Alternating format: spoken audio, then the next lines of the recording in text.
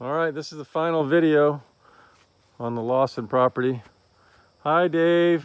Hey, Dave. Looks like you got dirty today. Yeah, hope you like what we did, Dave. All right, so if you check out video number 1 and compare it to this video, you'll see how much work got done. I'll just back up here. This could be a good 10 or 12 minute video probably. So get a cup of tea, get some crackers.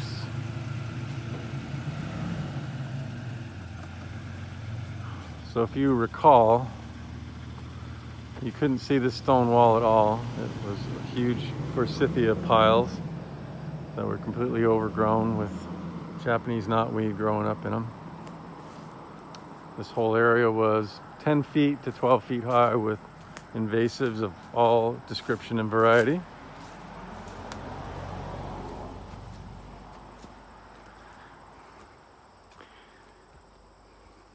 There's still a little work to be done. There's some chunks of wood that we uncovered that we didn't pick up.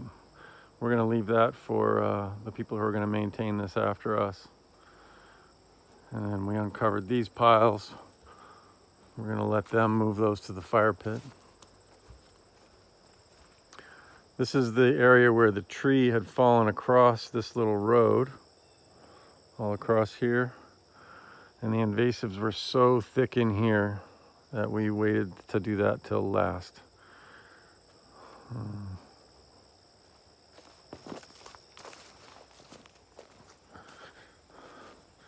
This was the site of the brush clearing of the Japanese knotweed. They're going to rent a mini excavator and scratch this all up and smooth it so it can be mowed. And they're also going to grab that. Those are some tops of sumac. They are all interwoven with bittersweet because that's what ripped them down. There was a cherry tree up in that hole there and sumac all below, and it all got ripped down. So they're going to take the mini excavator with the thumb and grab it. And after this pile is burned, they'll just drag it into the burn pile and burn it again. And then they're going to work on burning this stuff as well.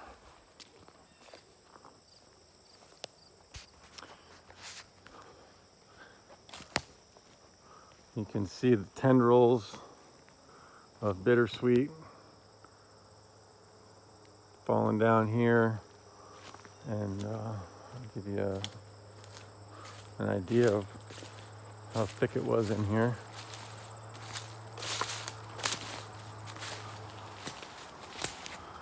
So we left these cut around 6 feet high. They're all the way to the tops of these cherries.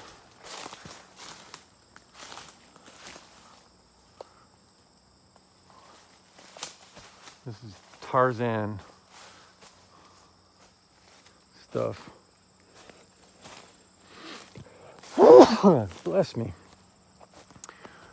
The side of the house was completely occluded with forsythia and bittersweet. You can see that's an elm tree, and that's about the height that the bittersweet had gotten to there. So that gives you an idea. Just imagine the whole thing about like that, covering those piles. Couldn't even tell they were there. This is where we opened up a little road. So this was a rock pile.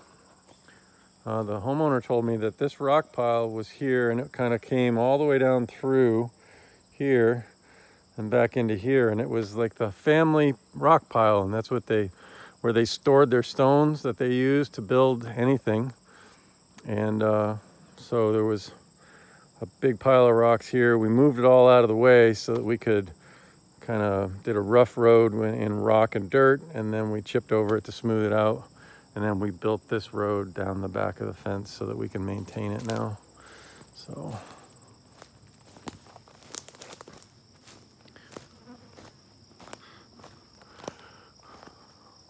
we, I wouldn't say pruned this apple tree.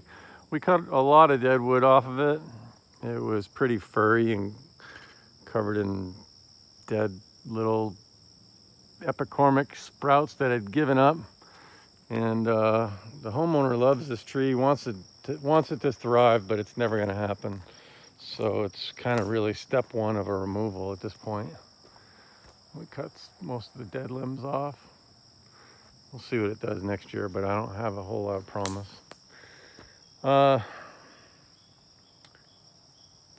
Wild rose forever, as far as the eye could see. So we have to get back in with the brush saw and just cut all this up in little pieces and leave it on the ground to rot. They're going to get an excavator and move some of these big stones back on the wall. The wall's right there in the back, so move those stones back. They'll smash these stumps out a little bit and move the logs. And right there, the path narrows down to about the size of a push mower. So I'm gonna have them push that back with the excavator so that it's wide enough that we can ride they can ride the riding lawnmower down through. And of course, there's still a lot of work to clear the rest of this stuff off the fence. We got to some of it today. There's a 10-foot path that we weed whacked on the inside of the goat pen. And then we moved about 2 cords of logs that were in there, covered in blackberry bushes. Couldn't even see them when we first started. And then this area right here that's all brown was 8 feet high with blackberry bushes and goldenrod and saplings and all sorts of fun stuff. But that's all gone now. Apparently the gentleman is about to adopt a dog or two, and they have this backyard to play in now. The lady that's going to help him take care of the place is going to move these old wagon wheel rims. Those are steel, and there's an axle from an old carriage, and then smooth out that area there. They're going to have a tractor or an excavator in here. And this is Mariah. Hey, Mariah. Come here, bud. Come here, bud. Are you going to poop or pee? Mariah's peeing because she's so happy to see everybody. You gonna come say hi? Come on, bud. No, she's playing hard to get today. Her beard is covered in burdocks, so drives me crazy. I just want to take a pair of scissors and cut that thing. But she's eating bittersweet, so that's good. You gonna come say hi before I go? Usually she can't get enough attention, so.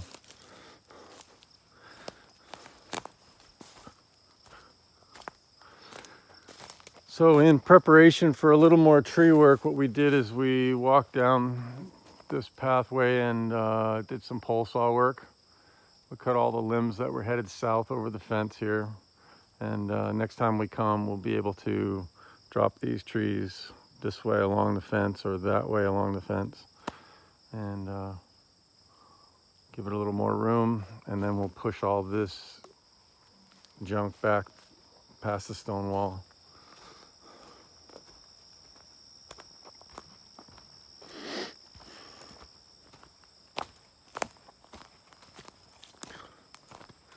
Feels great to be here at the end of the day with no noise, no chipper.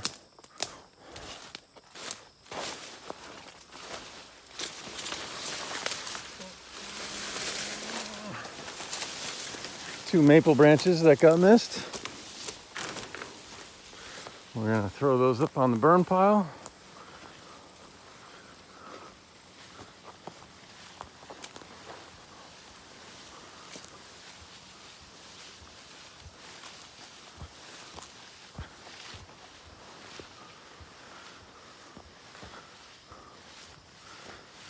See if I can do this with one hand.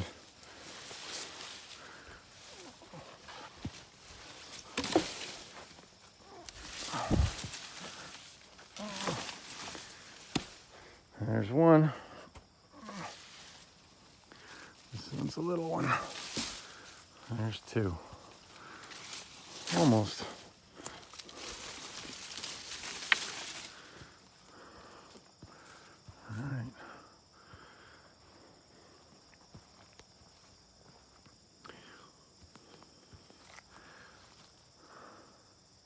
So there's the broken trees and the bittersweet. And this is the next area that's about ready to be ripped to the ground. So I'm hoping that the homeowner will have us back here for 2 days every year to keep this pushed back.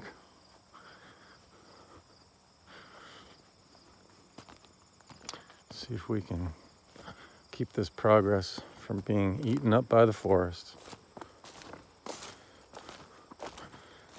Thomas has been indispensable in pulling bittersweet out of the treetops.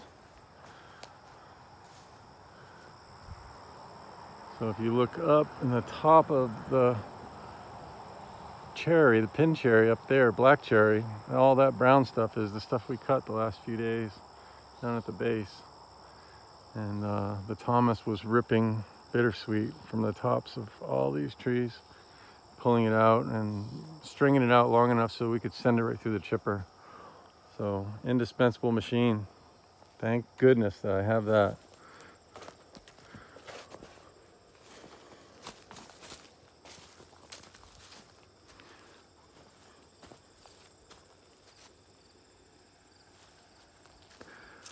It's day 6.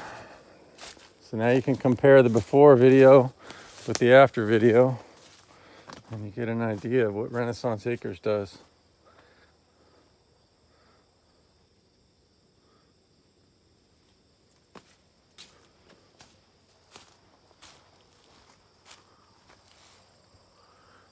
I love this evening light. Stay safe out there. Do good works. Watch out for each other. Signing off.